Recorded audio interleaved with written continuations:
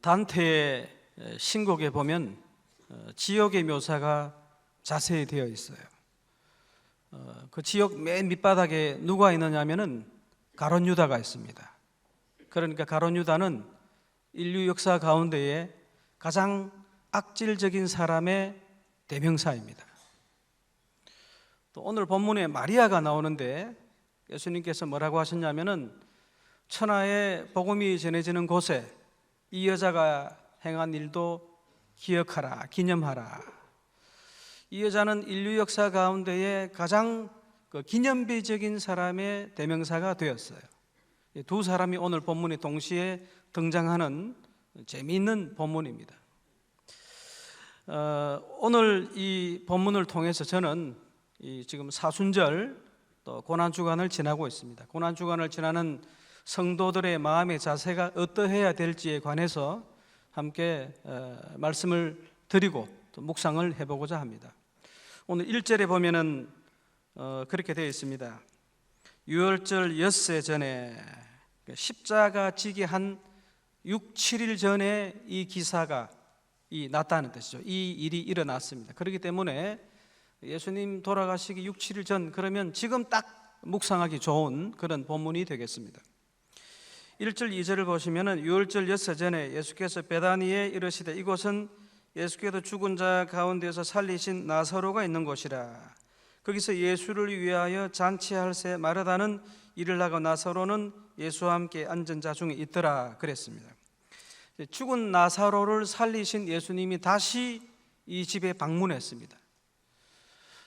그리고 잔치가 이제 벌어졌는데 이 잔치는 아마 그 나사로가 다시 살아난 것에 대해서 축하하는, 그리고 살려주신 그 예수님께 감사하는 뜻으로 베풀어진 잔치였을 것이다 생각이 듭니다. 그런데 여기서 이제 마리아가 이 일을 저지르게 되죠. 3절에 보면은 마리아는 지극히 비싼 향유 곧 순전한 나드 한 근을 가져다가 예수의 발에 붓고 자기 머리털로 그 발을 닦으니 향유 냄새가 집에 가득하더라. 마리아가 예수님의 발에다가 그 값비싼 향유를 붓고 그리고 그 머리털로 그 예수님의 발을 씻어내는 그런 장면을 하고 있습니다. 바로 이 장면 가운데에 가룟 유다라는 사람이 갑자기 튀어나와서 길길이 날뛰는 장면입니다. 아니, 그 비싼 것을, 그 1년치 연봉에 해당되는 그 비싼 기름을 어떻게 그렇게 허비할 수 있느냐? 그것을 팔아서 돈으로 가난한 사람들을 도와주면 얼마나 가치 있는 일이고 의미 있는 일이냐? 그게 사회봉사고 그게 정의사회 구현이지. 그런 일을 써야지 뭐 하는 짓이냐 하면서 딱 지적을 하는 장면이 나오죠. 자, 그런데 이 성경은 가룟 유다의 속내를 정확하게 지금 해석을 하고 있어요. 6절에 보면은 자, 이렇게 말함은 가난한 자들을 생각함이 아니요 그는 도둑이라. 돈괴를 맞고 거기 넣는 것을 훔쳐감이러라. 이 언젠가부터 이 가룟 유다가 이 공금에 야금야금 손을 대기 시작하는 도둑놈이 되었다는 그런 뜻이죠. 계속 손을 댑니다.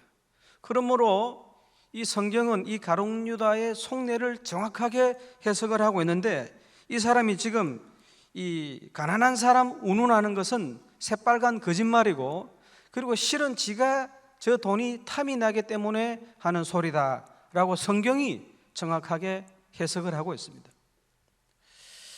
여러분, 이 가룟 유다 같은 사람 탁 남을 지적하기 좋아하잖아요. 이 사람은 항상요 자기가 가지고 있는 단점을 다른 사람에게 투영하는 그런 습관을 가지고 있습니다. 내가 가지고 있는 단점, 저 사람 속에 있을 때 그게 더 잘 보여요. 그리고 그것을 발견하면 굉장히 그 사람을 미워합니다. 예를 들면 내가 가지고 있는 이런 기질 때문에 내가 늘 괴로워요.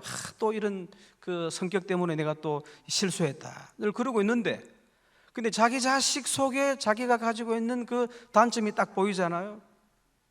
그러면 반 죽여버립니다. 그렇게 되게 되어 있습니다. 왜 신문 기사에 보면 종종 아주 자기 친자녀를 잔인하게 학대하고 막 린치하고 어떤 경우는 담뱃불로 지지고 막 그러잖아요. 그런 경우입니다. 사람은 항상 자기가 가지고 있는 그 단점, 이 핸디캡을 자꾸 투영하려고 그래요. 지가 그런 마음을 가지고 있기 때문에 남도 그렇게 할 것이다 생각을 하고 있다는 그런 뜻입니다. 지금 가룟 유다가 바로 그런 것입니다. 가룟 유다는 지금 이 바늘 도둑에서 소도둑으로 지금 되어가고 있는 과정 속에 있어요. 가룟 유다가 지금 나중에 어느 정도까지 자라느냐면은 나중에 예수님을 이제 팝니다. 제사장들에게 가서 우리 예수가 어디 있으니까 정확한 위치를 가르쳐 주고 체포하도록 해주면은 얼마 줄래라고 흥정을 합니다. 은 30냥에 자기 스승을 팔아버리죠. 은 30냥 같으면 오늘날 우리 돈으로 하면 돈 100만 원밖에 안 됩니다. 아주 헐값에 자기의 스승 예수를 바겐세일 해버리는 그런 대담한 이 소도둑까지 자라는 이 가룟 유다의 모습을 볼 수 있죠. 여러분, 이 도대체 가룟 유다가 왜 이렇게 변했을까요? 처음부터 이런 사람이었을까요? 그래도 예수님께서 제자들을 뽑을 때 밤이 새도록 기도하고 뽑았다고요. 기도하고 뽑은 사람이 바로 이 가룟 유다였다고. 그리고 처음에 예수님께서 돈 괴를 맡기면서 나름대로 하나님 나라의 그 예수 공동체 속에도 초창기에는 유용한 도구로 하나님이 쓸 생각을 했다고요. 근데 이 사람이 왜 갑자기 이렇게 바뀌었을까요? 여러분, 예수님이 그 공생애를 시작하실 때 제일 처음에 한 게 있었어요. 바로 기적부터 시작했습니다. 병자들 고치고 죽은 사람 살리고 무리를 걷고 그리고 이 오병이어를 행하고, 여러분 그 오병이어를 행할 때 얼마를 먹였다고 되어 있죠? 5,000명, 남자만 5,000명. 그러면 여자하고 어린아이 합치면 대략 10,000명.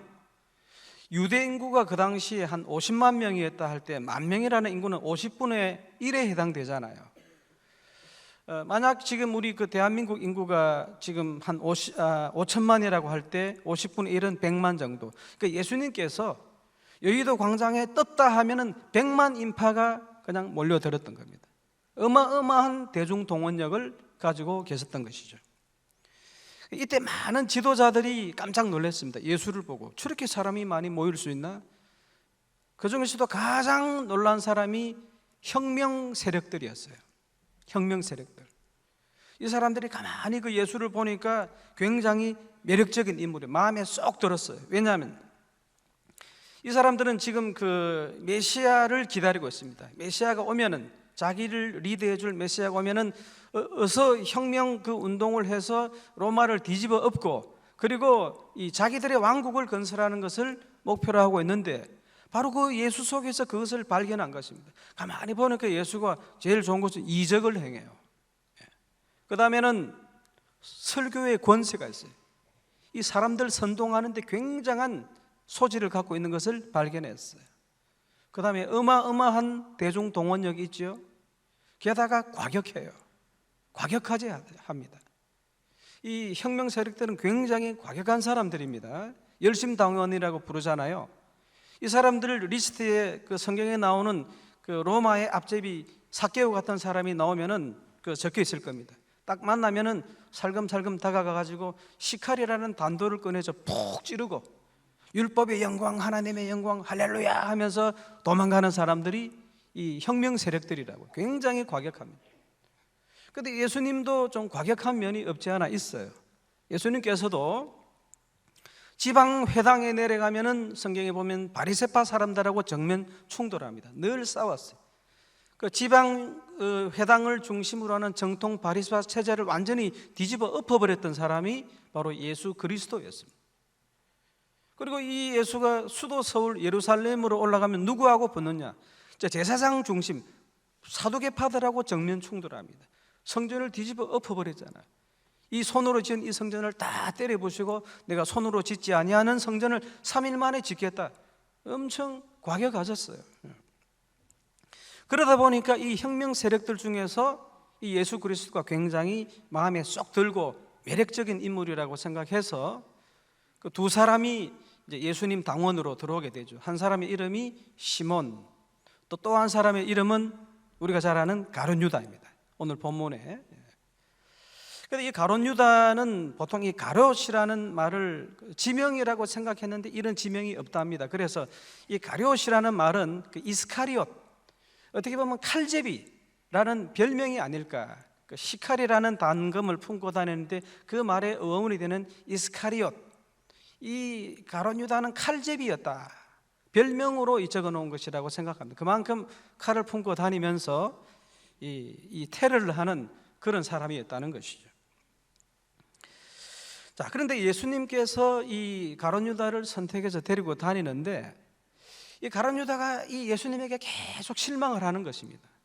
기적을 행하는 것을 보니까 메시아는 맞아요. 그런데 이 메시아적인 어떤 그 힘을 발휘를 안 하는 거예요. 싸워야 되는데 지금 로마와하고는 싸울 생각도 아니하고 자꾸 한적한 곳에 가서 기도만 하고 있는 거예요. 지금 기도해가지고 이게 지금 해결될 문제인가? 그리고 이 설교할 때 자꾸 헛소리를 하는 겁니다. 예수님이 원수를 사랑하라, 너희를 미워하는 자를 위해서 축복 기도해주라. 지금 시국이 어느 때인데 저 따위 소리를 하고 있느냐? 가난한 자는 복이 있다. 지금 우리가 누구 때문에 가난하게 되었는데, 지금 로마 때문에. 그게 또 복이 있다고? 마음이 온유한 자는 복이 있나니?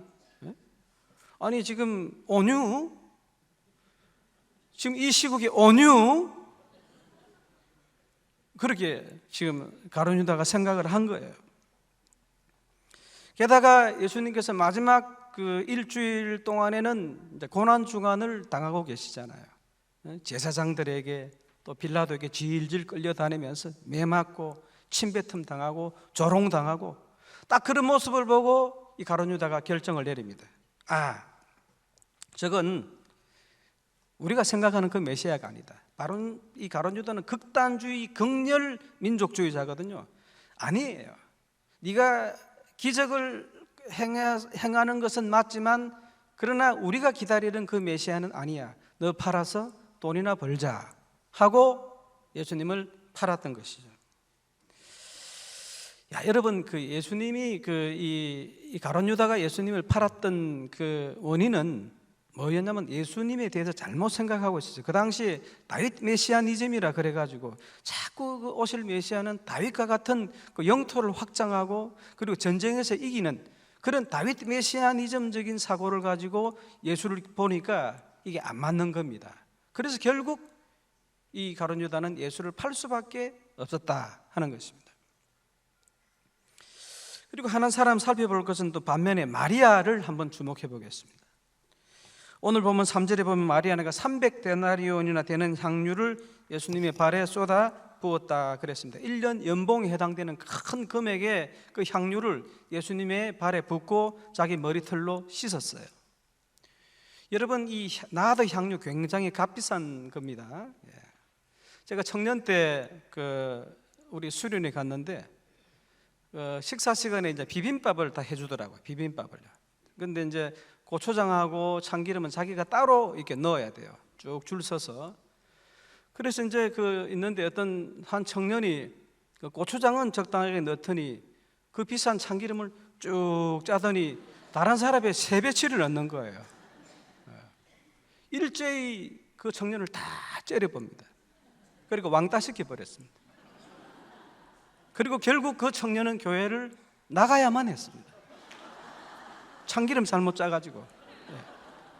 이게 기름이라는 것이 굉장히 값비싼 거거든요. 근데 나드향, 이걸 그 발에 갖다 쏟아 부으니까 이 가룟 유다가 이제 돌아버린 거죠. 그리고 이제 발에 기름을 붓고 이제 또 그 머리칼로 이렇게 닦아내는데 여러분들 머리칼은 여자들의 자존심입니다. 자존심. 미장원 가가지고 머리 해달라 그랬는데 자기가 의도한 대로 안 나왔다. 자기 사기친 사기꾼은 용서해도요, 그 사람은 영원히 용서 못합니다. 저주합니다.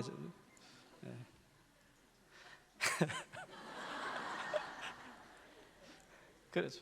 그러니까 그 값비싼 나드 향유를 붓고 그리고 그 자기의 모든 그 정성을 다해서 예수님을 모신다는 뜻이 그 머리칼로 발을 씻어내는 그런 장면이었다고. 도대체 이게 뭐냐는 것이죠. 이게 도대체 무슨 짓이냐는 거죠. 그런데 예수님이 정확하게 또 행동에 대해서 해석을 해줍니다. 7절에 보면은 예수께서 하실 그를 가만두어 나의 장래할 날을 위하여 그것을 간직하게 하라. 나의 장래할 날을 위하여 그것을 간직하게 하라. 저것은 바로 내 죽음을 알고 미리, 그리고 그 죽음의 의미를 알고 미리 장래를 거행하는 것이다 라고 딱 해석을 해 주었어요. 여러분, 예수님은 곧 죽습니다. 그리고 십자가에서 머지않아 죽는데 이 마리아는 그 사실을 알고, 그리고 그 의미까지 알고 미리 나의 죽음을, 장래를 미리 거행한 것이다 라고 해석을 한 것이죠. 그 예수님의 해석이기 때문에 얼마나 정확하고 바른 해석이겠습니까? 그렇습니다. 마리아는 어떤 여자인가? 예수님의 죽음을 알고 있었어요. 그리고 죽음의 의미도 정확하게 알고 있었습니다. 어떻게 알았느냐? 이 마리아의 특징 여러분 아시잖아요. 계속 예수님의 말씀을 경청했던 사람입니다. 누가복음 10장 39절에 보면 항상 주의 발 아래에 앉아서 그 말씀을 경청하더니 굉장히 세심하게 듣고 예수님의 말씀 한마디 한마디도 놓치지 않고 메모를 해두는 그런 성격의 사람이었어요. 예수님이 자주 자기 죽음에 대해서 이야기했거든요. 내가 죽게 될 것이고, 그리고 그 의미에 대해서 자주 설명을 했습니다. 제자들은 그냥 허투루 들었어.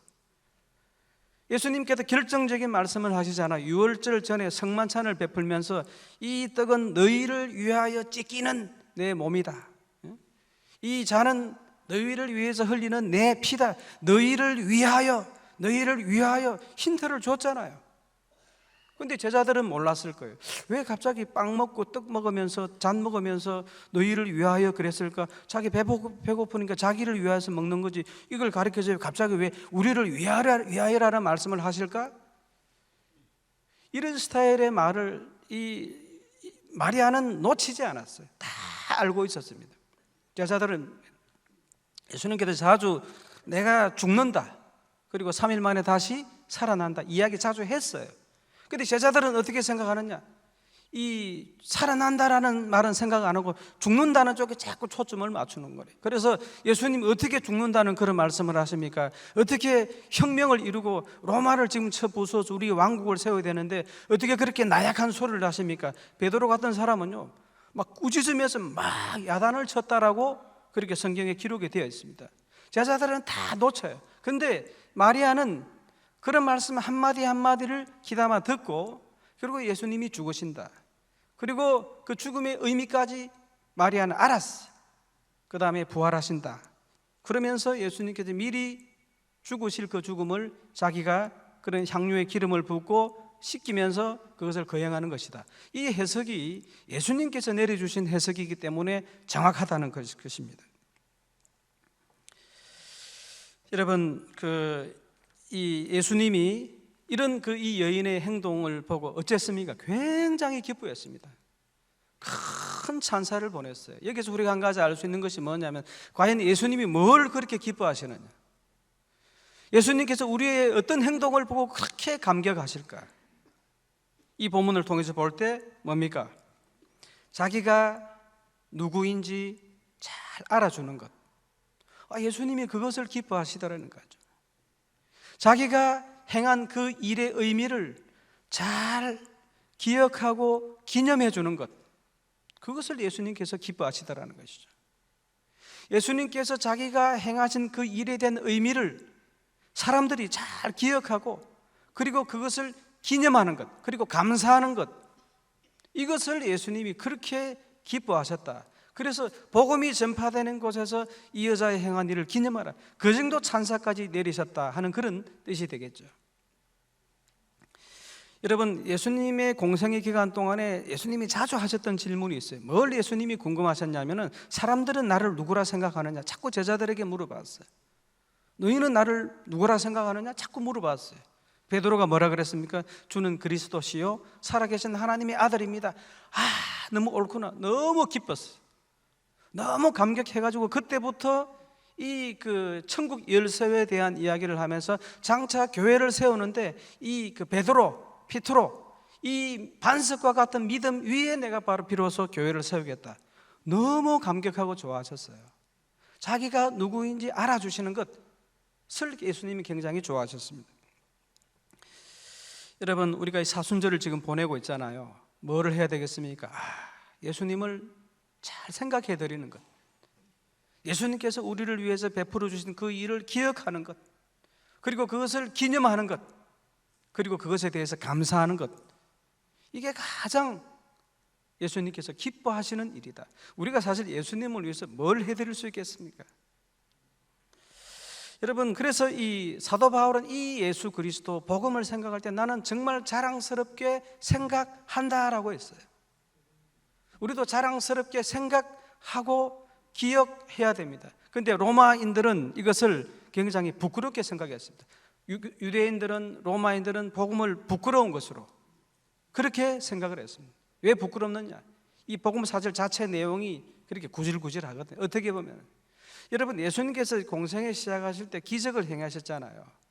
병자도 고치고 죽은 자도 고치고 무리도 걷고 성난 파도도 잠잠케 하시고, 예수님께서 계속 이 기적만 행했다면 시종 일관 이 다 죽어가는 사람을, 냄새 펄펄 나는 사람을 살리는 그런 기적만 계속 베풀었다면 절대 사람들은 이 복음을 무시하지 못합니다. 그런데 예수님은 딱 그만두고 이 모든 어마어마한 이 능력을 딱 그 사람들의 죄 용서, 죄 문제 이것만 해결하는데 사용했거든요. 그리고 십자가에도 죽어버렸네.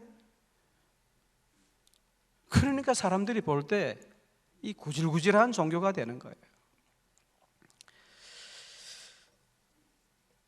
복음은 왜 사람들이 그렇게 시시하게 생각을 했느냐면은 사실 복음을 전하는 주체자도 사실 별 볼 일 없잖아요. 로마에 의해서 채용된 청년입니다. 채용된 사람을 믿는 거라며. 그 다음에 이 복음을 전하는 전도자들이 어떻습니까? 바울 같은 사람은 천막 제조업자였지 않습니까? 대부분 그 당시에 사람들은 가난한 사람만은 개나리 보침 하나 들고 지팡이 들고 다니면서 집집마다 복음 전하고 거기서 밥 얻어먹었던 그런 사람들이에요. 복음을 전달해 주는 사람도 구질구질한 사람들이에요. 더군다나 복음을 받는 사람들도 여자들, 노예들, 창기 그런 종류 사람들이 받고, 그런 내용도 시원치 않잖아요.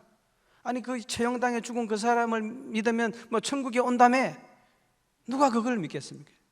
로마는 그 당시에 세계 제국주의 국가였는데 로마가 가지고 있는 그 이념은 뭐냐면 파워예요. 파워, 힘, 제국, 정복 이런 것이 좋지, 이 복음의 내용을 가만히 보면은 변변치 못한 것이거든요. 이게 복음을 부끄러운 것으로 생각을 했어요. 복음에는 별로 그들이 생각하는 매력이 없었어요.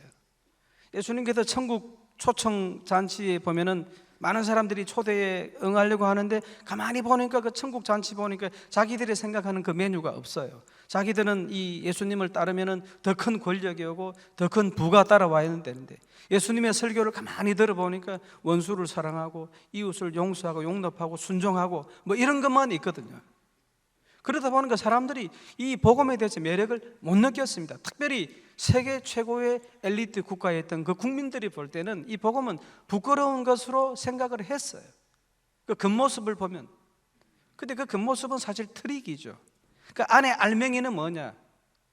이 사도 바울 같은 사람이 이 알맹이를 보고, 아니다, 나는 복음을 가장 자랑스럽게 생각한다, 나는 복음이 가장 귀한 것으로 여긴다, 생각한다, 여긴다. 여러분, 우리는 어떻게 해야 되겠습니까? 우리도 복음을 가장 귀한 것으로 생각하고 기억하고 기념하고 감사해야 되는 것입니다. 생각하고 기억하는 것, 기념하고 감사하는 것, 이게 뭐라고요? 가장 예수님이 기뻐하시는 것이다. 그 여자가 행한 것, 향료 값이 비싸서 예수님께서 감격했겠습니까? 머리카락을 풀어서 감격했겠습니까? 아닙니다. 내 말을 기억하고 그 말을 정확하게 기억해서 기념하고 그리고 감사하고 기뻐했던 것, 그것에 예수님께서 큰 점수를 주게 된 것입니다. 여러분, 이제 말씀을 맺겠습니다. 예수님께서 성만찬할 때 너희는 이 떡을 먹고 마실 때마다 나를 기념하라. 저는 이 말씀을 볼 때 제가 정확한 해석인지는 모르겠습니다만은 이 성만찬식을 제정할 때만 너희가 나를 기억하라, 이 소리를 안 들리고 먹고 마실 때마다, 식사할 때 아닙니까? 식사할 때마다 너는 나의 죽으심과 그 의미와 그의 부활을 기억하라. 밥 먹을 때마다 예수님 생각하라. 자다가 일어나더라도 예수님 생각하면 기뻐하고 감사할 수 있어야 된다. 이 말처럼 저는 들린다는 그런 뜻입니다. 이 사순절 기간에, 이 고난주간 기간에 우리가 어떻게 잘 보낼 수 있겠습니까? 바로 예수님께서 행하신 일을 생각만 해줘도 예수님은 기뻐하신다. 우리가 늘 그분이 하셨던 그 일을 기억만 해줘도, 그것을 기념만 해줘도, 그것을 감사하고 기뻐만 해줘도 예수님께서는 크게 우리를 향해서 흐뭇해 하시고 감격하신다는 사실, 이 고난주간에 이런 자세를 꼭 지키셔서 하나님께서 여러분들을 크게 감격하시고 여러분들을 보고 감동하시는 그런 예수님 되시고 그런 주간 되셨으면 좋겠습니다. 기도하겠습니다. 하나님 아버지, 이 향유를 부은 여인을 크게 칭찬하셨던 것은 예수님께서 평상시에 하셨던 그 말씀, 또 그 말씀에 대한 의미들 잘 기억하여서 그것을 기념하고 감사했던 그것이었습니다. 오늘 우리가 사순절을 지나고 고난주간을 지나가고 있습니다. 우리를 위해 피 흘리시고 또 고난당하셨다가 죽으시고 3일 만에 부활하실 그 예수님을 기억하고 기념하며 또 그 예수님을 깊이 기뻐하고 감사하고 사랑하며 지날 때에 가장 의미 있고 복 있는 이 사순절을 지나는 저희들이 되게 하여 주시옵소서. 예수님 이름으로 기도합니다.